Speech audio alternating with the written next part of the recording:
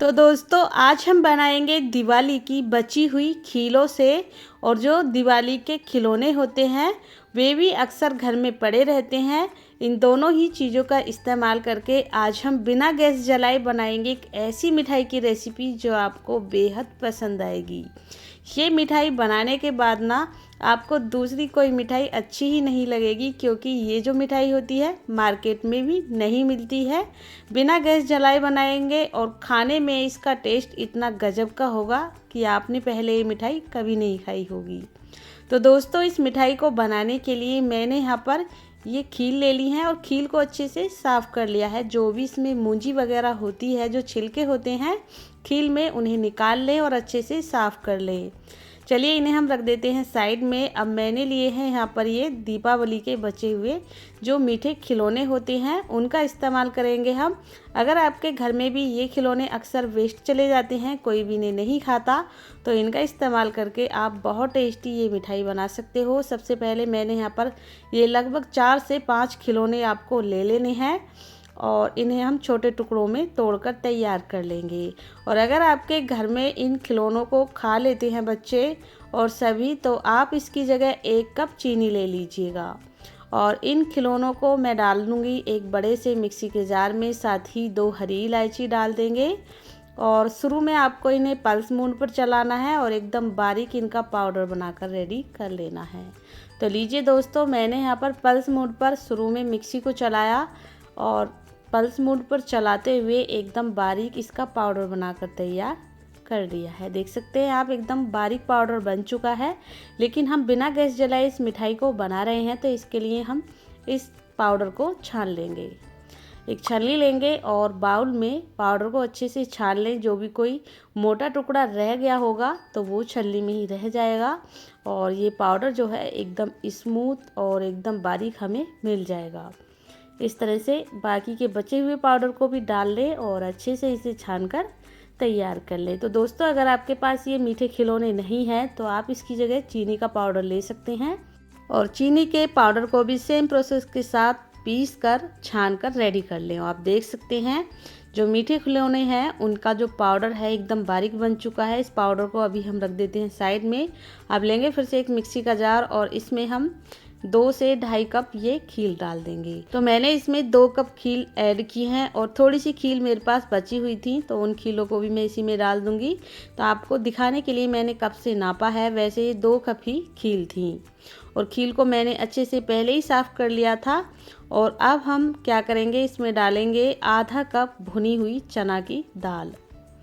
और वैसे आप बिना चना दाल डाले भी इसे बना सकते हैं, अगर आपके पास नहीं है, या फिर भुने चने ले लें या फिर चना दाल ले लें। मैंने इसलिए चना दाल ली है जिससे कि जो इसका टेस्ट है वो थोड़ा सा बढ़ जाता है। खील और चना दाल दोनों को भी अच्छे से हम पीस कर रेडी कर लेंगे, इनका पाउडर बनाकर तैयार कर लेंगे। दोनों का पाउडर बन चुका है और एकदम बारीक पाउडर इनका बनकर रेडी हुआ है। जो खील होती है ना वो हल्की सी दरदरी होती हैं, तो उन्हें अच्छे से आपको पीसना है। वैसे आप बिना चना दाल डाले केवल खील के पाउडर से इसे बना सकते हो। अब इस पाउडर को भी हम छान कर लेंगे। इसके लिए हम पहली वाली वही छलनी ले लेंगे, इसमें डालेंगे खील और चना दाल वाला पाउडर और अच्छे से इसको भी छान लेंगे, क्योंकि जो खील है काफ़ी मोटी होती है, उनमें मोटा टुकड़ा रह ही जाता है। इसलिए इस पाउडर को छानना बहुत ज़रूरी है। आप चाहें तो चीनी के पाउडर को, यानी जो मीठे खिलौने हैं उनके पाउडर को आप स्किप कर सकते हैं छानना, या फिर इस तरह से छान भी सकते हैं। और मैं इन्हें सारी ही चीज़ों को छान छान कर ले रही हूँ, जिससे जो हमारी मिठाई है वो एकदम स्मूथ बने। और देख सकते हैं आप, काफ़ी मोटा पार्ट निकला है और जो खील का मोटा पार्ट है वो अलग ही दिख रहा है। इस तरह से आपको इसे छानना बहुत ज़रूरी है। इस पार्ट को हम अलग कर देंगे, ये वेस्टेड है, आप इसका इस्तेमाल कर सकते हो, लेकिन मैंने इसे अलग कर दिया है। और इस तरह से इन सारी चीज़ों को हम अच्छे से मिक्स कर लेंगे। तो ज़्यादा चीज़ों की ज़रूरत नहीं पड़ती है दोस्तों, और ये जो मिठाई है केवल 10 मिनट में बन जाती है, बिल्कुल वक्त नहीं लगता है और ख़राब बिल्कुल नहीं होती है, जिस प्रोसेस से मैं आपको बता रही हूँ बनाना। अब इसमें हम डाल देंगे आधा कप कोकोनट पाउडर, जो डेसिकेटेड कोकोनट पाउडर होता है उसका इस्तेमाल करेंगे। और साथ ही इसमें हम मिक्स कर देंगे। तो ये कोकोनट पाउडर डालना ऑप्शनल है, मैंने इसमें डाल दिया है जिससे कि जो ये मिठाई है बहुत ज़्यादा टेस्टी बनेगी, बहुत ज़्यादा यम्मी बनेगी। इस मिठाई को बनाने के लिए ना हम पनीर का इस्तेमाल कर रहे हैं ना मावे का। तो इसमें डाल देंगे आधा कप मिल्क पाउडर, जिससे जो मिठाई है एकदम मावे जैसा इसमें टेस्ट आएगा। तो आधा कप मैंने इसमें मिल्क पाउडर डाल दिया है और अब हम इन सारी ही चीज़ों को अच्छे से मिक्स कर लेते हैं। तो इस तरह से आप मिक्स करके इस पाउडर को स्टोर भी कर सकते हो और जब भी आपका कुछ मीठा खाने का मन हो तो आपको इस प्रोसेस को करने की ज़रूरत नहीं होगी। आप 10 मिनट में इस मिठाई को नहीं, केवल 5 मिनट में इस मिठाई को आप बना सकते हो, जब ये सारी चीज़ें अच्छे से मिक्स होकर पहले से ही रखी होंगी। तो आप चाहे इसे स्टोर कर लें, मैं तो इसकी मिठाई बनाने वाली हूँ। तो अब हम इसमें बाइंडिंग के लिए डालेंगे आधा कप दूध की जो मलाई होती है उसे फेंट कर ले लें।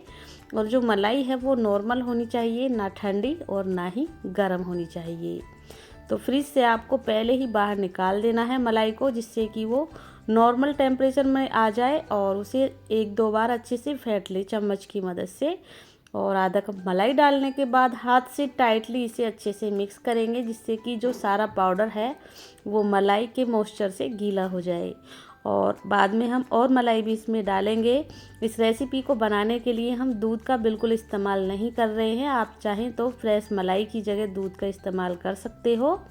और वैसे आप इसमें 2 से 3 दिन पुरानी मलाई का इस्तेमाल कीजिएगा, ज़्यादा पुरानी मलाई का इस्तेमाल नहीं करना है, नहीं तो इस रेसिपी को आप स्टोर नहीं कर पाओगे और जो रेसिपी है आपकी ख़राब हो जाएगी 3 से 4 दिन में ही।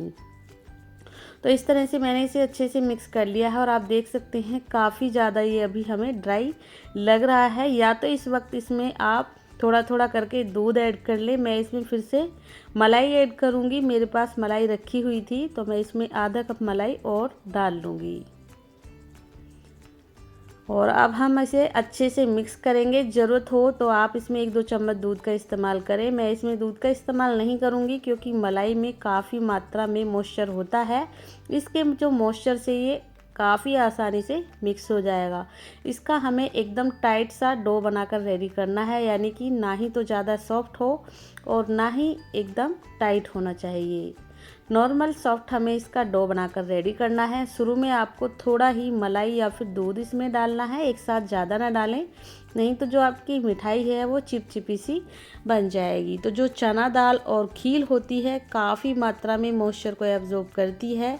जब हम इसका डो बनाएंगे ना, तो डो बनाने के बाद ये और भी ज़्यादा टाइट होती जाएगी बाद में रखने की। और आप देख सकते हैं इसका हमने एक टाइट सा डो बनाकर तैयार कर लिया है।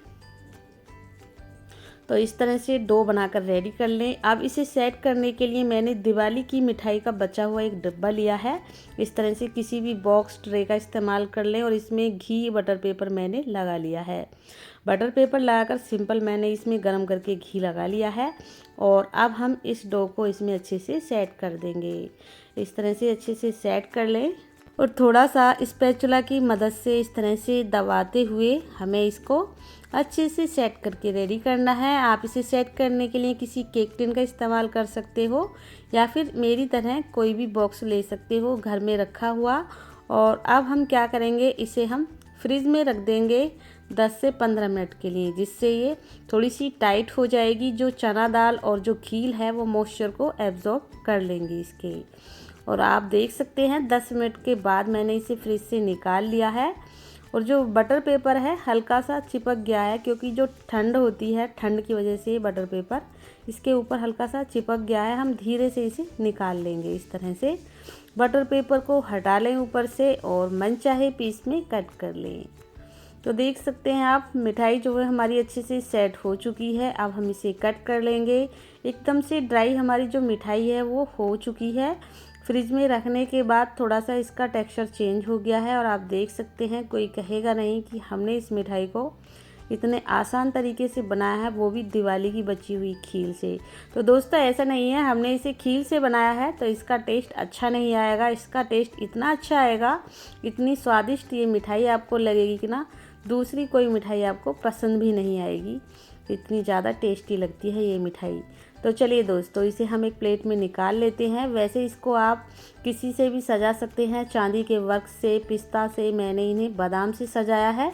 इस तरह से आप किसी को भी खिला सकते हैं, सभी आपकी तारीफ़ ज़रूर करेंगे। बहुत टेस्टी यम्मी हमारी बिना गैस जलाए ये मिठाई बनकर मिनटों में रेडी हो चुकी है। और इसके आप छोटे छोटे पीस भी कर सकते हो, जिससे कि इसकी क्वांटिटी थोड़ी सी ज़्यादा लगेगी दिखने में।